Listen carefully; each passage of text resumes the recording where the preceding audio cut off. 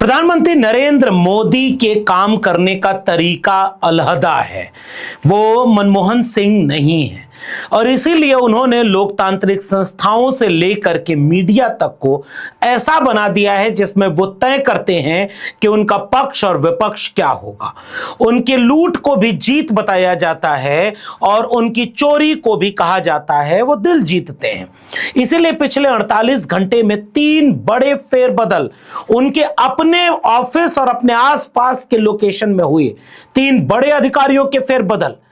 अगर यही फेरबदल इसके पहले की किसी सरकार में होता तो खलबली मच गई होती, प्राइम टाइम का डिबेट होता कि ऐसा लग रहा है पूरी केंद्र सरकार अस्थिर हो गई है, भूचाल आ गया है। प्रधानमंत्री नरेंद्र मोदी की ऑफिस यानी पीएमओ में उनके सूचना विभाग के प्रमुख कहे जाने वाले हिरेन जोशी हो, लॉ कमीशन में हितेश जैन हो या प्रसार भारती के बड़े नाम नवनीत सहगल हो, इन तीनों को उनके पद से हटाने की खबरें पिछले 24 घंटे में मीडिया में वायरल हो चुकी है।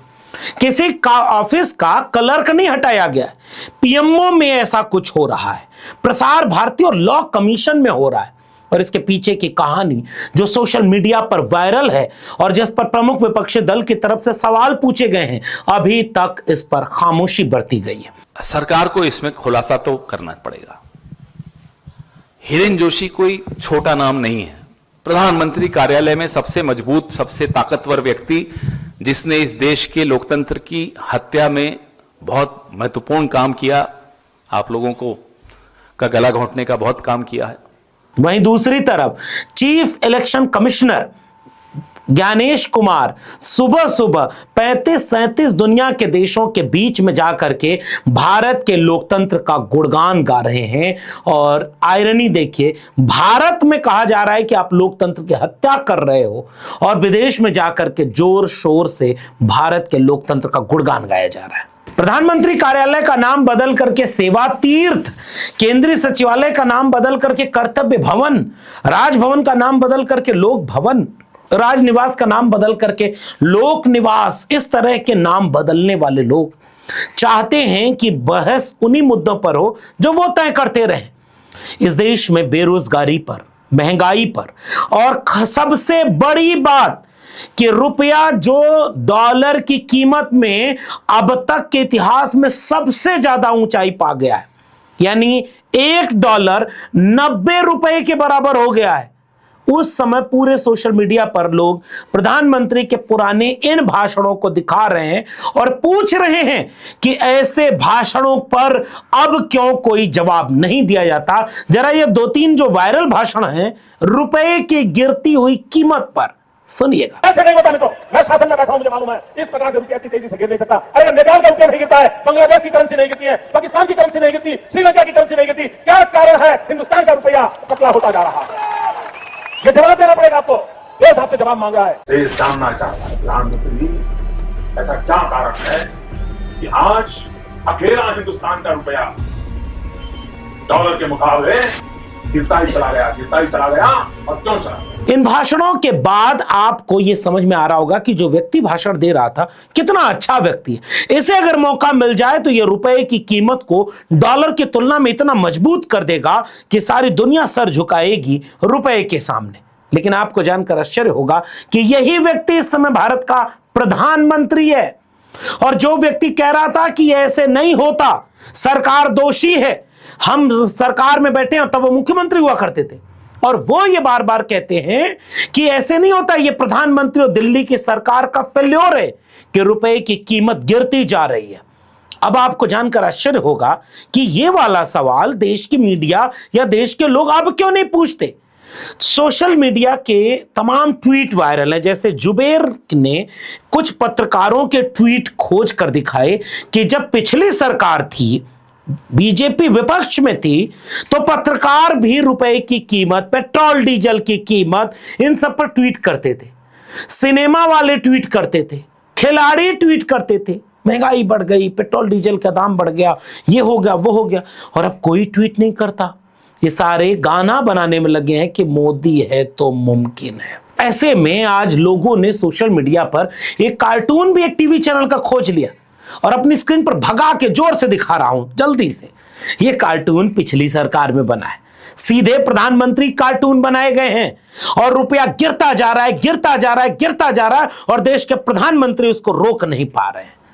बस समय बदल गया। न्यूज चैनल आज भी वही है, न्यूज चैनल के मालिक भी वही हैं, बस सरकार बदल गई और अब नए प्रधानमंत्री हैं। तो कल इसी चैनल की पत्रकार टेलीविजन पर यह बता रही थी कि जब मोदी और ट्रंप मिलते हैं तो आसमान में बिजली कड़कती है, और जब ट्रंप ने 50 बार कह दिया कि नरेंद्र मोदी झूठे हैं, अब झूठा ट्रंप है कि झूठे मोदी हैं, आज तक फैसला नहीं हो पाया। अब रणनीति बदल करके जब प्रधानमंत्री रूस जा रहे हैं या रूस के राष्ट्रपति यहां आ रहे हैं, तो ये पत्रकार रूस पहुंच करके वही चाटुकारिता फिर से करने लगी कि रूस में दो मित्र मिल रहे हैं।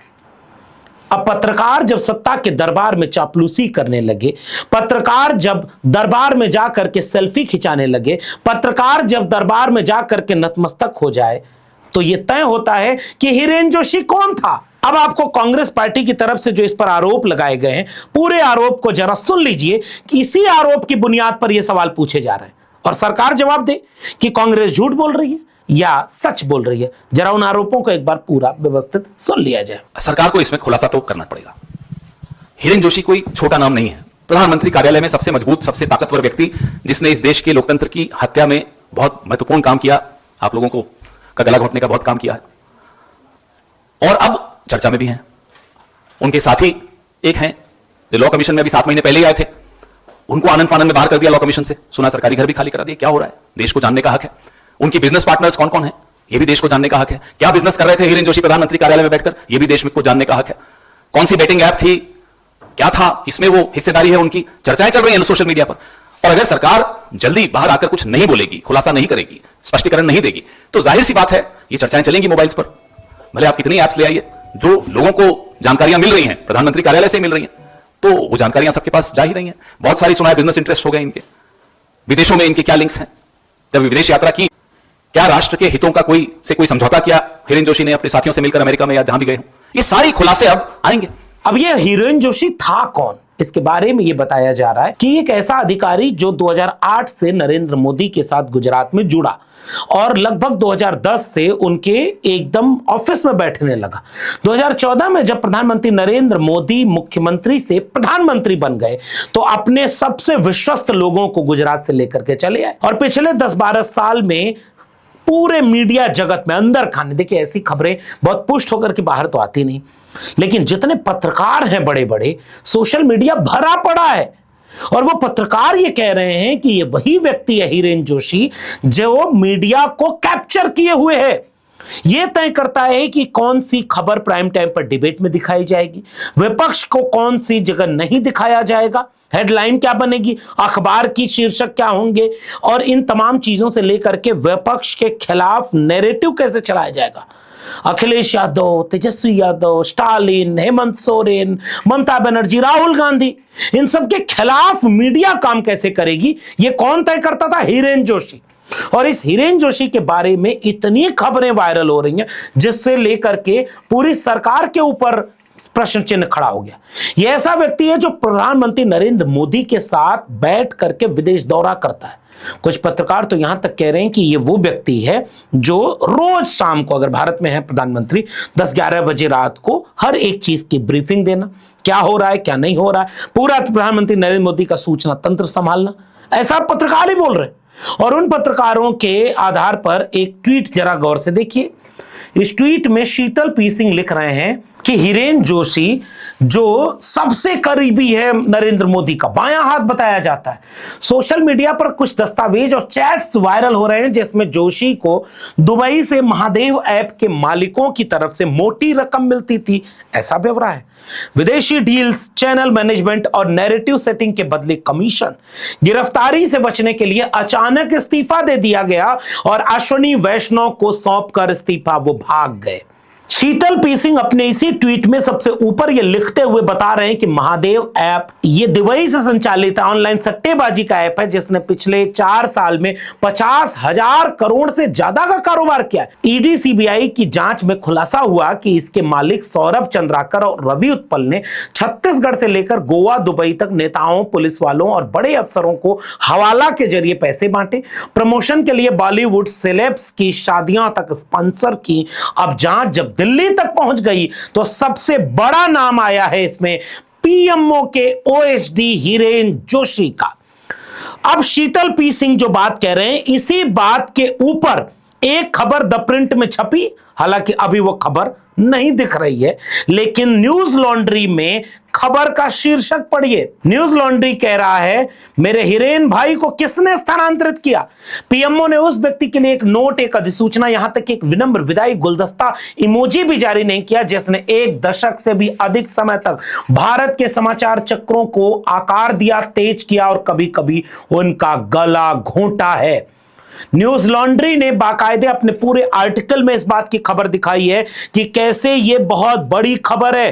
पूरे देश के मीडिया को कैप्चर करके लोकतंत्र की हत्या हो रही थी जब, तब मीडिया उस हत्या में शामिल कैसे है, इसको शामिल कराने की जिम्मेदारी जो शख्स रख रहा था वो प्रधानमंत्री का कितना विश्वसनीय होगा।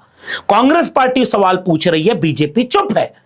पत्रकार जो पुराने पत्रकार हैं, जो किसी मीडिया हाउस में सैलरी बेस्ड पत्रकारिता नहीं कर रहे, इसलिए वो आजाद ख्याल होकर के यूट्यूब चैनल पर बोल रहे हैं, सोशल मीडिया पर लिख रहे हैं, ट्वीट कर रहे हैं। जितने ट्वीट हैं ये देखिए जरा, चाहे वो रोहिणी सिंह हो, चाहे वो शीतल पी सिंह हो, चाहे वो रवीश कुमार कई जगह उसको उल्टा करके पूछ भी रहे हैं, अभिषार शर्मा से लेकर के ये जितने पत्रकार हैं, इन सबको इतना कुछ लिखना पड़ रहा है, सरकार चुप है।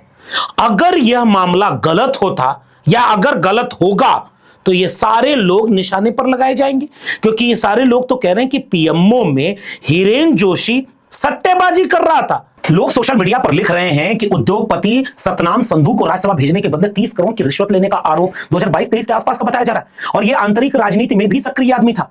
चंडीगढ़ यूनिवर्सिटी की pro vice chancellor Hardeep Singh Puri की करीबी हिमानी सूद को बहुत बड़ी बड़ी जगहों पर शामिल कराना, जिन्होंने पिछले दिनों मैं हूं भारत नामक अभियान शुरू किया, हिमानी सूद को हिमाचल प्रदेश में एमएलए का टिकट और सीएम फेस बनाने की कोशिश की, जिसके लिए हिरेन जोशी ने कथित तौर पर जेपी नड्डा से लॉबिंग की। बाद में अमित शाह और फिर मोदी तक की बात पहुंची कि जो आदमी मीडिया मैनेजर था वो सीधे सत्ता में घुसपैठ करने लगा, यानी महत्वाकांक्षा बढ़ गई और तमाम तरह से इनके और फाइल खुलने लगी और दस्तावेज आने लगे और तरह के काम सामने जब आने लगे, तब यह पता चल रहा है कि इस व्यक्ति को यहां से हटा दिया गया। आप कल्पना करिए कि ये जितनी बातें मैं कह रहा हूं ये मेरी नहीं है, पत्रकार कह रहे हैं, लिख रहे हैं, यूट्यूब पर बोल रहे हैं। एक पर भी कारण बताओ, नोटिस बीजेपी क्यों नहीं जाहिर कर रही? या बीजेपी इतनी देर में तो तुरंत प्रेस कॉन्फ्रेंस कर देती थी। झूठ बोल रही है कांग्रेस, झूठ बोल रही है पत्रकार और झूठ बोल रही बता दे।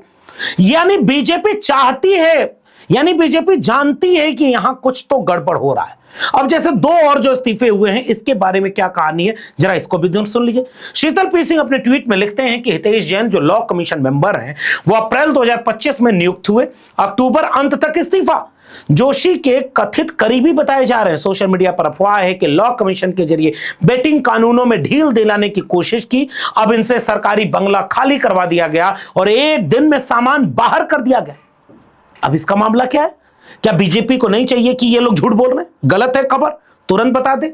और तीसरी खबर प्रसार भारती के प्रमुख की जो आई, नवनीत सहगल की, उनका इस्तीफा देखिए वायरल हो रहा है।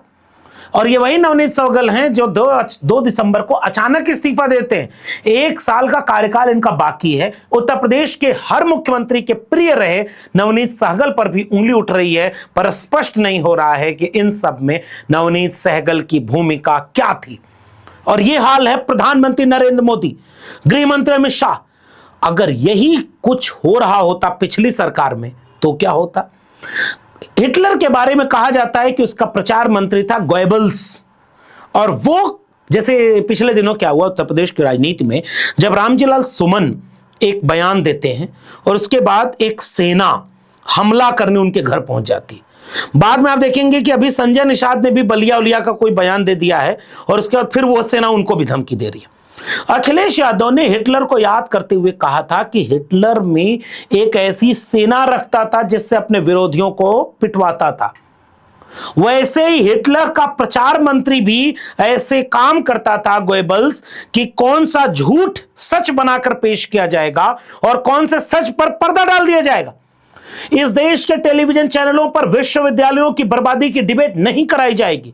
इस देश की शिक्षा व्यवस्था नई शिक्षा नीति में बर्बाद कर दी गई, स्कूल बंद किए जा रहे हैं, लोन पर विश्वविद्यालय चल रहे हैं और पूरे विश्वविद्यालयों को आरएसएस की शाखा में तब्दील करके पाखंड और अंधविश्वास झोंक दिया गया है। इस पर टीवी डिबेट नहीं होगी, अखबार में खबर नहीं चलेगी। किसान आत्महत्या कर लें, खाद के लिए पीटे जाएं, मारे जाएं और किसानी बर्बाद हो जाए, किसानों पर बात नहीं होगी। नौजवानों को रोजगार नहीं मिल रहा, पेपर लीक हो रहे हैं, जब तक कोई बड़ा आंदोलन न खड़ा हो जाए तब तक नौजवानों के किसी मुद्दे पर टेलीविजन चैनल में कोई डिबेट नहीं होगी। इस देश में महिलाओं के ऊपर अत्याचार, दलितों पिछड़ों के ऊपर अत्याचार, मुसलमानों के ऊपर लिंचिंग, इस बात पर कोई डिबेट नहीं होगी। डिबेट के लिए भी कोई हिरेन जोशी तय कर रहा होगा और इस लोकतंत्र की हत्या में ये सारे शामिल हैं। तो गोएबल्स ऐसे ही तो करता था कि जो उसका तानाशाह है उसकी छवि को अवतारी बता दे, नॉन बायोलॉजिकल है भाई, वो कुछ भी गलत कर ही नहीं रहा है। और जब कोई सवाल पूछे तो कहो कि इतना गलत करता तो चुनाव कैसे जीतता, उसके चुनाव जीतने को उसकी सारी कमियों से ऊपर बता दिया जाए। ऐसे में जो देश में हो रहा है ये कितना अप्रत्याशित है, कितना खतरनाक है और कितना भयावह है। असली मुद्दों पर डिबेट करने की बजाय पूरा का पूरा लोकतंत्र और पूरी के पूरी मीडिया लोकतंत्र के खात्मे की दिशा में काम कर रही है। और अंदर अंदर जिसे सेवा तीर्थ कहा जा रहा है वहां कमीशन खोरी की फाइल पहुंच गई। अब सेवा तीर्थ में बैठे अवतारी लोग या तो आकर के सामने कह दें कि यह कांग्रेस गलत बोल रही है, सारे पत्रकार गलत बोल रहे हैं, और सच ये है हिरेन जोशी कहीं नहीं गए, हिरेन जोशी आए, हितेश जैन यहां है, नवनीत सहगल का इस्तीफा इसलिए हुआ, लेकिन ऐसा कुछ नहीं होगा। कफ सिरप का मुद्दा उत्तर प्रदेश में और आज भी बुलडोजर चुप है, उसी तरह से यहां पर जो कुछ हो रहा है और पूरे देश में अंधभक्तों को ऐसा बनाया गया है कि वो इन बातों को भी कहेंगे छोटे मोटे मुद्दे हैं। और ऐसे ही छोटे मोटे मुद्दे पिछली सरकारों में होते थे तो तमाशा हो जाता था। आपका लोकतंत्र यहां खतरे में। और खोजिए कि लोकतंत्र की बर्बादी में जो शामिल है मीडिया, उस मीडिया को नचाने वाले लोगों का हेरफेर हो रहा है। इसका मतलब खेल इतना खतरनाक हो चुका है जितना आप सोच भी नहीं सकते। इसलिए आपके मुद्दे इस समय कहीं भी नहीं दिखाई देते। फिर भी अगर आप नहीं समझते हैं तो मुबारक हो, नए भारत के लिए आप तैयार कर लिए गए। और अगर समझ में आ रहा हो तो इसे भी गांव तक पहुंचाइए। वो कहते हैं कि लाखों हमारे पास व्हाट्सएप चैनल हैं, हम उनसे अपना झूठ गांव गांव पहुंचाएंगे। तो आपके पास हमारे जैसे लोग हैं, उनकी वीडियोस गांव गांव पहुंचाइए ताकि सच धीरे धीरे जनता तक पहुंचे, सोच समझ करके कोई निर्णय ले सके। वीडियो को जरूर पहुंचाइएगा। फिलहाल इतना ही। मेरे चैनल को सब्सक्राइब नहीं किया है तो जाते थे चैनल को सब्सक्राइब करना मत भूलिएगा। बेल आइकॉन यानी घंटी के बटन दबाएंगे तो अगले वीडियो की सूचना मिलेगी। ज्वाइन करेंगे तो हमें ताकत और हिम्मत मिलेगी। अगर आप इस वीडियो को ट्विटर यानी एक्स या फेसबुक पर देख रहे हैं तो डॉक्टर लक्ष्मण यादव को सब्सक्राइब या फॉलो करना मत भूलिएगा। फिर मिलेंगे, तब तक के लिए बहुत बहुत धन्यवाद।